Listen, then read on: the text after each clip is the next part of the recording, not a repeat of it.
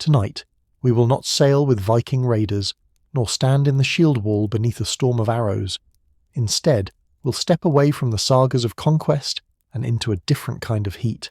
One not of battle, but of fire and forge.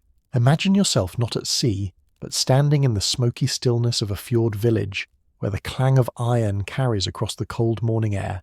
Here, among timber longhouses and sod-covered roofs, lives a man whose work is neither glorious nor sung in mead halls, yet upon whose labour entire empires depended.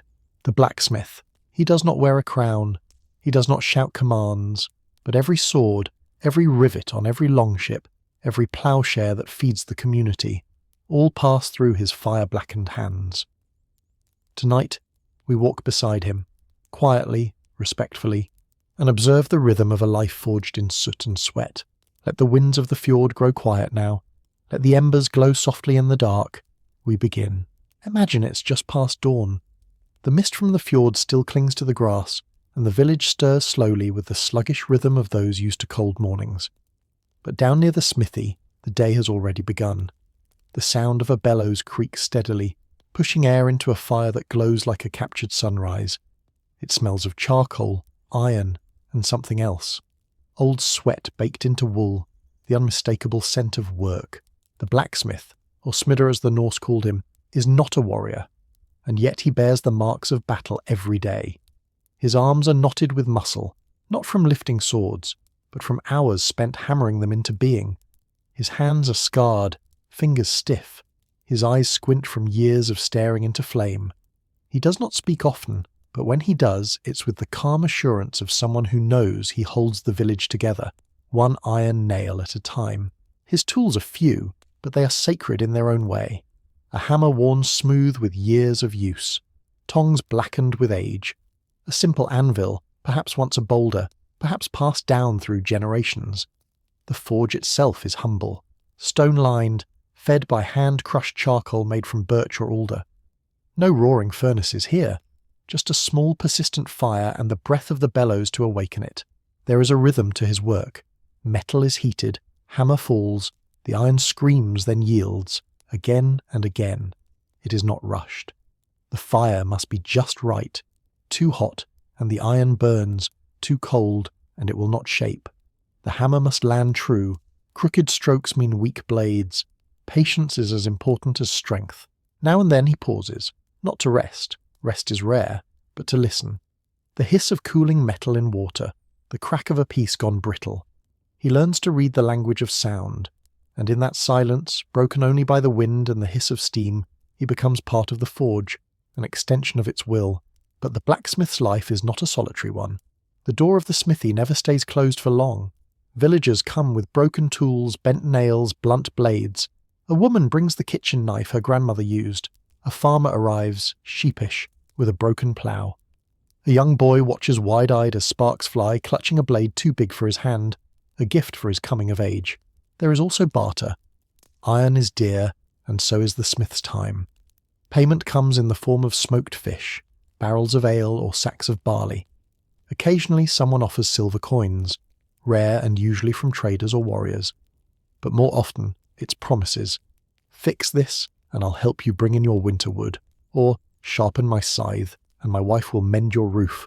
And then there are the more difficult tasks. A warband needs new spearheads. A noble wants decorative fittings for his ship. A chieftain demands an axe that sings when it kills. These orders mean longer nights, more mistakes, more chances to burn a hand or snap a blade. But they also mean status. A well-made weapon may carry the smith's fame further than he will ever travel himself. You might imagine he grows rich from this, but most do not. Iron is precious. Tools break. Charcoal takes days to prepare. And so the blacksmith is often in quiet debt, not measured in coin, but in obligations. To farmers, to leaders, to neighbours. The day stretches on, slow but relentless. The blacksmith works with his back to the door, his world reduced to heat, hammer and steel. Time moves in the rhythm of his labour. Heat, strike, turn, quench, over and over, until the light outside fades and the forge dims to orange coals. He does not speak of pride. He does not seek thanks. But as villagers go to sleep beside warm hearths, holding tools that would not exist without him, the blacksmith closes the door of his workshop and listens to the quiet night. Not for applause, but for silence, the only reward he knows, and so ends a single day, indistinguishable from the one before or the one to come, a rhythm, a life, a quiet, constant struggle, shaping the world, one spark at a time. The sword of Ulfbert, a blade before its time. Let the forge quiet now. Imagine the blacksmith's tool set gently aside, the glowing coals fading to ash, and in the silence we turn to a different story. Not the rhythm of daily labour, but the mystery of something extraordinary that still puzzles historians today. A sword that should not have existed. A sword so advanced, so carefully made that it seemed to arrive hundreds of years too early. Its name was Ulfbert. The first thing to know is this. Most Viking swords, while impressive in legend, were not exceptional by modern standards. They were made of simple bloomery iron, brittle in places, soft in others. They could bend, break, even fail in battle. A good sword was precious, but not magical. And yet, there were some blades that were different. In museums across Europe, scholars have found a small number of Viking-era swords bearing a curious inscription, plus ULFBERHT+, written in Latin script, inlaid with remarkable precision right into the metal. No runes, no ornament, just that name flanked by crosses and steel that seemed impossibly pure. What made these swords so unusual wasn't the name, though the mystery of who or what Ulfbert was still lingers, but the material, the metal itself. Tests show that these blades were made with crucible steel. Steel with a carbon content so high, so uniform and so free of impurities that it rivaled weapon-making techniques not seen again in Europe for centuries. This wasn't accidental. It was engineering, controlled heat, controlled carbon, clean, strong, flexible. A steel that could bend without breaking, slice without dulling, endure without cracking. But here's the deeper mystery. Crucible steel was not made in Scandinavia, not in the 800s, not in the 900s, not for hundreds of years afterward. Its origin? Likely Persia or India. Regions where the secrets of steelmaking had been refined for centuries, passed down from furnace to furnace, guarded with care. In those places, it was called woot steel, and it was rare, difficult to make, transported at great expense along trade routes that wound across deserts and seas. And yet, Ulfbert, more than 170 swords with this name have been found, some real, some likely imitations. Most were discovered in riverbeds and graves, in places as distant as Norway, Germany, and even Iceland. And each one whispers the same question. How did these swords get here? Some believe they were made by Frankish swordsmiths, masters working under the rule of Charlemagne and his successors, using imported ingots from the east.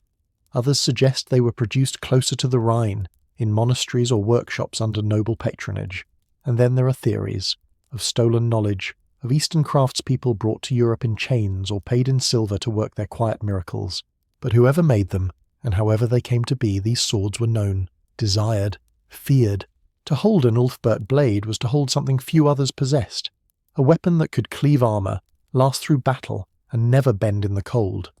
It wasn't just a tool, it was a symbol, a statement, a legend. Imagine the scene. A Viking war leader standing on a foreign shore, his sword drawn. Sunlight dances on the dark surface of the blade, etched with letters few in his warband could read.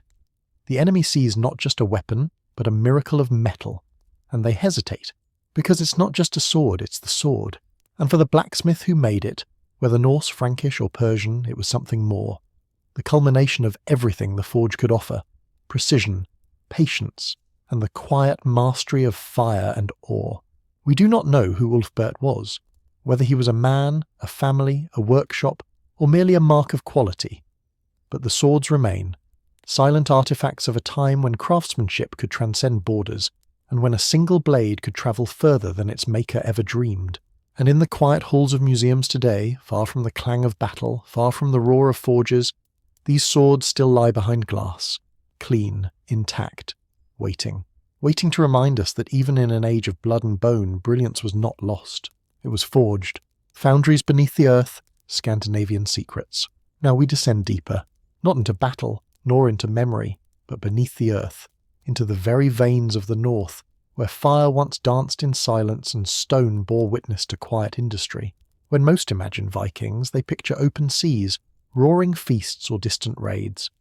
But far from the longships and the horned myths, there existed a quieter revolution, a hidden world of mining, metallurgy, and ingenuity that underpinned it all. Here, deep in the pine-covered valleys of what is now Sweden and Norway, the earth was not just a landscape. It was a resource, a partner, a mystery to be deciphered. Archaeologists have unearthed the remains of ancient smelting pits, sometimes no larger than a man's embrace, carefully lined with clay and stone. These were not crude operations. They were engineered, crafted for efficiency. The Vikings, and the peoples before and around them, knew how to extract usable iron from raw, wild ore, and they did it with precision. But unlike later industrial processes, these early Scandinavian foundries didn't rely on deep mines or vast furnaces.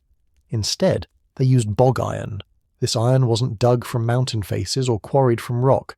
It was gathered, patiently, from marshes and wetlands, where natural processes caused iron to accumulate in spongy, dark nodules. Year after year, this ore would regrow, making bogs a kind of renewable mine. Villagers would venture out with baskets and wooden tools, collecting the strange, heavy clumps from the beds of shallow waters. It was cold, muddy work, often slow, but it yielded iron, and that meant survival. Once collected, the ore was dried, sorted, and prepared. Charcoal was made by burning wood in low-oxygen piles, a process that took days and demanded constant care.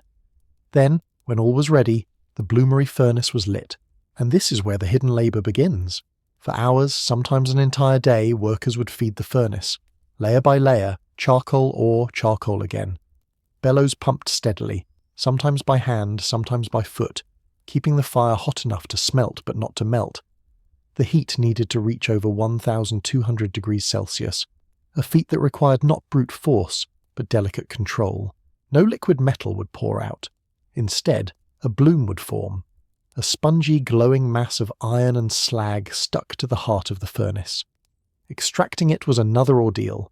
The furnace was broken open, the bloom pulled free with tongs. Then came the hammering, to squeeze out impurities, to shape the iron into something usable. Every step required attention, mistakes were common, and the labour was never light. But the result? Usable metal, enough to make nails, knives, hinges, or weapons. These small foundries didn't operate constantly. They came to life seasonally, in rhythm with harvests, weather, and the needs of the village. Sometimes entire communities would share a furnace. Other times, a single smith might guard his site like a secret, knowing that iron was not just useful but powerful. Whoever controlled its making often held quiet influence. What is most remarkable, perhaps, is not the output but the silence. These weren't massive factories with roaring fires and endless smoke. They were tucked beneath canopies of trees, hidden in remote clearings, near creeks and moss-covered stones. The work was real but not loud, not boastful, just steady, persistent, and it left traces. To this day, in the forests of Scandinavia, you can still find slag heaps, piles of stone and waste left from ancient smelting, blackened soil, cracked furnace walls, half-buried tools. They speak of a time when the forest and the forge were bound together, when iron was coaxed gently from the ground, not ripped from it. There is beauty in that, not in the raw material perhaps, but in the care, in the knowledge passed from hand to hand quietly, in the rhythms of work that took place far from cities, far from palaces, but made those places possible.